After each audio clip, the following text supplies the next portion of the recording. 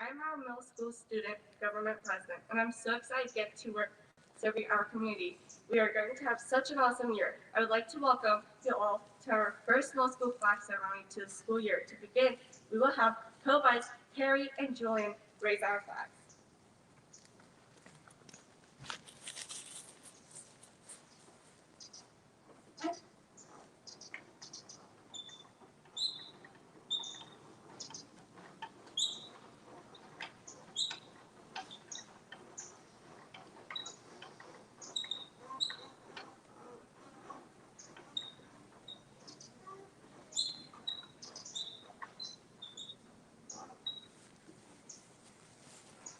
We will now say Pledge of Allegiance. Ready? Begin.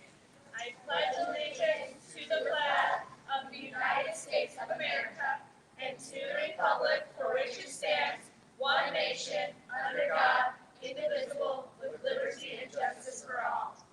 We will now hear from our 7th grade class singing the national anthem and our secret song.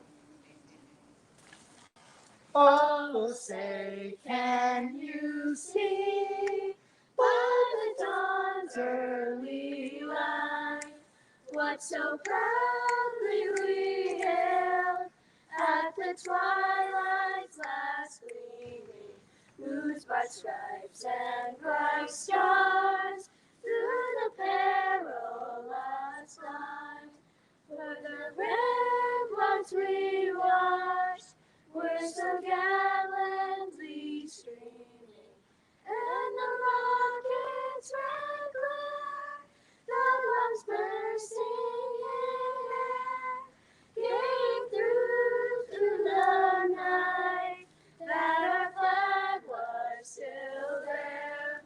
Oh, say does the star-spangled banner yet wave for the land of the free and the home of the brave.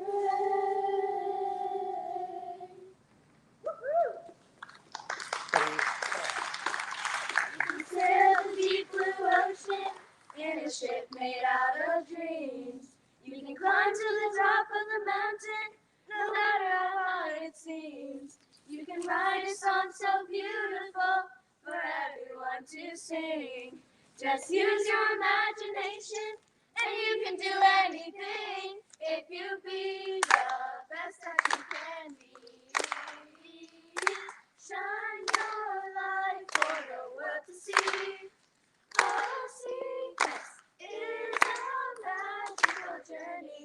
Just be the best that you, be the best that you can be. You can make a difference if you just believe you can. You can set a good example for every woman, child, and man. You can help to save our planet, save the water, save the trees. You're a person strong and loving, full of possibilities, if you be the best that you can be. Shine your light for the world to see. Oh, secrets is a magical journey. Just be the best that you, be the best that you can be.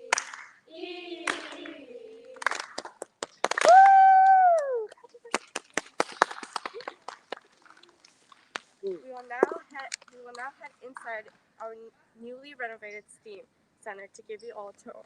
This is our first time taking you on location during our flag ceremony. Virtual feed. Let's go.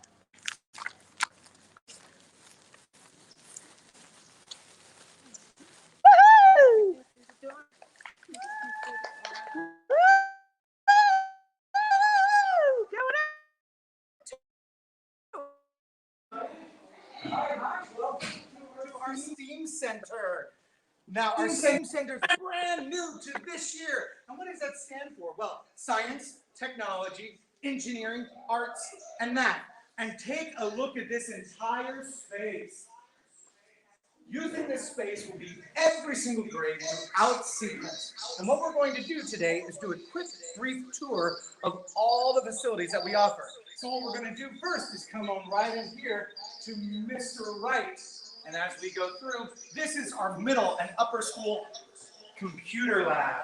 Mr. Wright. Hey, how you guys doing? I just want to say this is an awesome space. We just wrapped up the film festival for middle school. With high school, we are actually starting to work on 3D modeling through Maya, digital design, and the middle school are currently working on the digital portfolio, which is their website. So thank you. It's awesome. Very cool. Say hi, Renzo. We have so many computers here used for so many different projects, from middle school to upper school, and that's what's so wonderful about this space. Now, if we come back in here and check this out, all of these tables are fully movable. As we move them, they're locked right now, so I'm very weak. But these whole tables move, giving us a giant play area. And notice all the different plugs hanging from the ceilings. That will allow us to do all sorts of crafts with electronics, with technology, with robotics, everything and more. But as we keep going, you following me, camera guy? As we keep going, we're going to move back over here.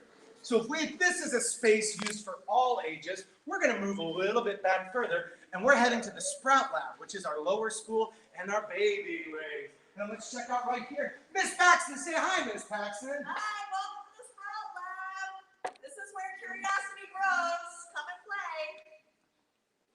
And so notice what they are doing in here. They have so many computers, just like the middle and high school lab, but instead they do age-appropriate assignments where they're learning coding, how to use technology, and utilizing this space to get into literature and so many other wonderful subjects that Seacrest has to offer here at the Seacrest STEAM Lab. Well, if you're ready, come on, let's keep coming. It's a whole tour, and as we go, we're going to be heading back in here. So we once talked about this giant room that we can have big meetings, but if we come around this way, you notice there's little tiny mini rooms here. In these mini rooms, it gives the students an opportunity to connect in a small group, to talk about lessons, to talk about activities, or to work on future projects. Not one, but two of them. And each one has the ability to house up to 4 to 6 kids. We also have lounging areas, which allow our students to communicate. The best ideas come from groups, and that's what we're trying to do here at the STEAM Lab. And finally, the last stop on our tour, we are at the Mathematics Hub. Now, if you come on in here, we have Miss Pohl. Say hi, Miss Pohl. So Miss Pohl is going to tell you a little bit about the Math Hub and what we do in this space. Welcome to the Math Hub. Right now we've got some 4th grade students. They have a math test today. We're having a math study club this morning. Some of them went to running race. They came for math, and they're going to be heading back to class. So in my role as the K-6 math coordinator, I work with all students and teachers from grades K through 6, trying to build a coherence and focus in math, and really most importantly, build excitement and confidence in math. So I bring students here to this space for breakout sessions. We have math clubs. We focus on foundational skills. We also focus on enrichment. So a lot of exciting things are happening in math, and these guys are here this morning, and we didn't even know that they were going to be part of it. So they're really excited to be part of this, and we're really excited to have you, so stop by. See you later. Wow, look at all of what we have to offer here. So as we go, we want to talk about all the great things that we have, not just science, technology, engineering, arts, and math, but we're also going to talk about some exemplary students that created some original poetry now. And to do that, we're going to toss it over to Mr. Hacker. Hi, I'm Mr. Hacker. I teach 7th and 8th grade English here at Seacrest. I always start my year off with a poetry unit in both grades. Our 7th graders analyze other people's poems, while our 8th graders are pushed into writing their own. And we start out by using thinking maps to kind of hash out the topics they want to talk about. We go over literary devices and figurative language that enhances their poems. And there's 4 of our students that have put something pretty impressive together. So our first poet is Colton Werner, who harnesses an unbelievable use of rhyme scheme. And it's an unbelievable poem, even if he does take a dig at my Kentucky Wildcats. Colton? All sorts of things. I wrote a poem all about sports, a poem about sports that are sports of all sorts. Play ball on a field, you can golf on a course, you can race on a horse, you can ball on the court. You don't always go to school just for the knowledge. Sometimes you go to play football in college. QB your lineman will still bring excitement, and if you're a star, you go for the Heisman. Play on TV, all your games are on camera. Get a team to be champions. Playing for Bama, get some attention. You can play for Clemson, and if you're less lucky, you'll play for Kentucky. School was a blast and passed every class, but that's when passing for the draft. When the deal sealed, the picks are revealed, give you'll be skilled enough to be outstanding in your field. When you have a big name and hoop like LeBron James, drill like Kyler Murray, or shoot like Steph Curry. You don't play sports just for the money and fame, just play because of the love of the game. Amazing. Our next poet is Addie Easterly with a truly relatable poem about waiting.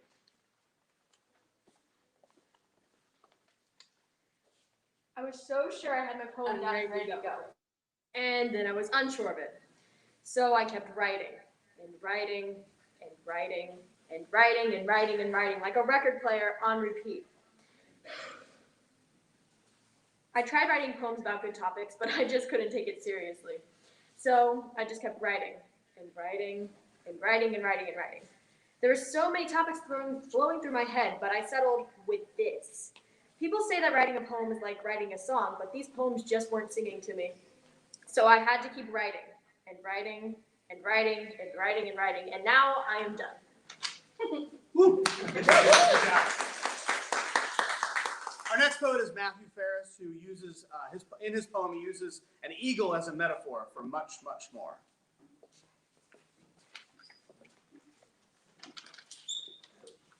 At life, a young fledgling he was, cold and alone, with no one to care for him.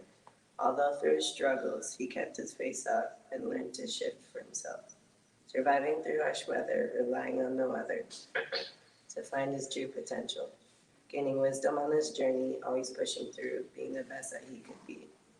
The fledgling opens his wings, the sun reflecting off his white feathers, leaps to the sky and flies sky high and continues onward on his journey, stretching his wings, wind blowing in the air, replenishing him with spirit, knowing that everything will be all right, feeling as bright as the sun. No longer a fledgling, but a wise, caring eagle with the heart and soul of a lion. Oh, how life is beautiful. Our final poet is Megan Kershaw, who uses repetition to communicate the value of holding on to and letting go of childhood memories. My purple flower room. My purple flower room at the top of the stairs. My purple flower room with a big cracked door. My purple flower room with a big brown chair. My purple flower room with 2 twin beds. My purple flower room with a marker stained rug. My purple flower room with an empty corner. My purple flower room from the first day of kindergarten to the last day of 6th grade. My purple flower room with monsters under the bed and in the closet. My purple flower room with a window facing out to the world. My purple flower room where I laughed, cried, and grew up and became who I am today. My purple flower room with memories that come to an end. My purple flower room that is no longer mine.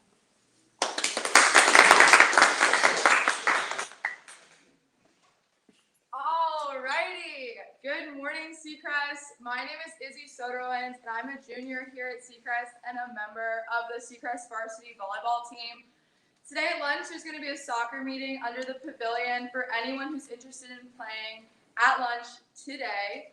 Also, don't forget to register before it's too late for the 3rd annual Stingray Shuffle 5K run and walk on Saturday, October 3rd, right here on campus. You can register online or fill out a postcard in the front office, and you can even register the morning of until 8:15. We hope to see you all there October 23rd.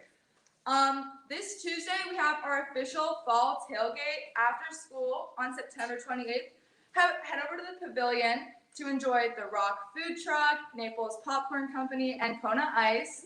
They will all be available from 3 to 7 p.m.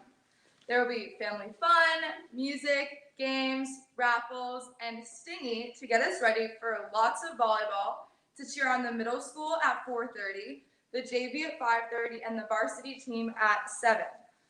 For everyone who doesn't know, September is Childhood Cancer Awareness Month. Tuesday, if everyone could wear yellow in honor of the life of Annalie Grillo and in support of childhood cancer, we will show our continued love and remembrance for a past classmate. All proceeds for admissions will be going to childhood cancer research, and we will have a donation box on site. Thank you so much and have an amazing weekend.